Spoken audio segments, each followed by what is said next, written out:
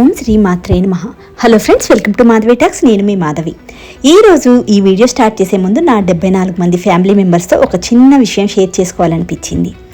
చాలా రోజులుగా నా మైండ్లో ఒక ఐడియా ఉంది. భగవద్గీతలోని పూర్తి సారాన్ని చిన్న చిన్న ఎపిసోడ్స్ ద్వారా చాలా సింపుల్గా మీ ముందుకి తీసుకురావాలని డిసైడ్ అయ్యాను. ఇప్పుడు మీలో కొంతమంది ఇలా అనుకోవచ్చు, మీ పాత ఛానల్లో కూడా భగవద్గీత చెప్పారు, మళ్ళీ ఇదే ఎందుకు, రోజు గీత అంటే బోర్ కాదా, ఇంకా వేరే వీడియోస్ ఉండవా అని. ఈ ప్రశ్నలు రావడం సహజమే, నాకు కూడా ముందే తెలుసు. కానీ నేను మీకు ఒక ప్రశ్న అడుగుతాను, చెప్పండి. ఒక మంచి సినిమా నచ్చిందనుకోండి, మళ్ళీ చూస్తాం. పాట నచ్చితే రిపీట్గా వింటాం. మరి జీవితానికి దారి చూపించే ఒక మంచి ఆలోచనని మళ్ళీ గుర్తు చేసుకోవడంలో తప్పేముంది? అందుకే ఈ గీతాసారం సిరీస్. ఇప్పుడు ఇంకొంతమంది అడగొచ్చు, భగవద్గీత అంటే ఒక మత గ్రంథమే కదా అని. నేను ఒక చిన్న ఎగ్జాంపుల్ చెప్తాను. మనం కొత్తగా మొబైల్, టీవీ లేదా ఏదైనా వస్తువు కొంటే దానితో పాటు ఒక మాన్యువల్ వస్తుంది కదా. దాన్ని ఎలా ఉపయోగించాలి, ఎలా జాగ్రత్తగా చూసుకోవాలి, ఏం చేస్తే బాగా పనిచేస్తుంది, అన్నీ అందులో ఉంటాయి. అలాగే భగవద్గీత కూడా మనిషి జీవితానికి ఒక మాన్యువల్ లాంటిది.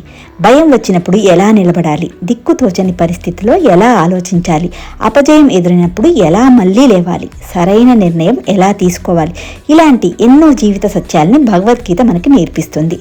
అందుకే నా దృష్టిలో భగవద్గీత అనేది కేవలం మత గ్రంథం కాదు, జీవితాన్ని ఎలా జీవించాలో చెప్పే ఒక జీవిత మార్గదర్శి. ఇప్పుడు మీలో ఇంకొందరు ఇలా అడగొచ్చు, మీరు ఇవన్నీ చెప్తున్నారు కదా, మీరు పాటిస్తున్నారా ఇవన్నీ అని. ఆ ప్రశ్న కూడా సహజమే. నేను కూడా మీలాగే నేర్చుకుంటున్న ఒక సాధారణ మనిషిని. ప్రతి విషయాన్ని పూర్తిగా పాటిస్తున్నానని నేను చెప్పను, కానీ ఒక విషయం మాత్రం బలంగా నమ్ముతాను. మంచి విషయాలను పదే వింటూ ఉంటే తెలియకుండానే మన ఆలోచనలో, మన మాటల్లో, ప్రవర్తనలో చిన్న మార్పులు మొదలవుతాయి.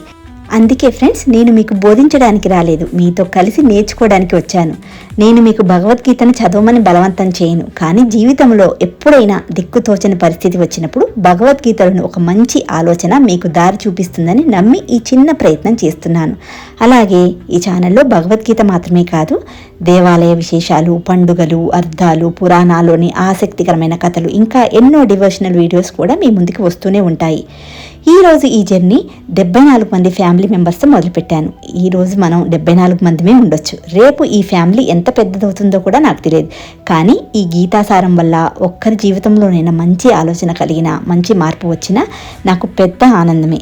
అదే ఈ ప్రయాణానికి నిజమైన విజయం. ఫ్రెండ్స్, ఈ జర్నీలో మీరు కూడా నాతో కలిసి నడుస్తారని మనస్ఫూర్తిగా ఆశిస్తున్నాను. నేను చెప్పిన విషయం మీకు నిజమని అనిపిస్తే మరికొంతమందికి షేర్ చేయండి. నా ఛానల్ మీరు సబ్స్క్రైబ్ చేసుకోకపోతే ప్లీజ్ నా ఛానల్ సబ్స్క్రైబ్ చేసి పక్కనే బెల్ ఐకాన్ ఉంటుంది, దాన్ని క్లిక్ చేయండి. బాయ్ ఫ్రెండ్స్, మరొక వీడియోతో మళ్ళీ కలుద్దాం. జై శ్రీరామ్.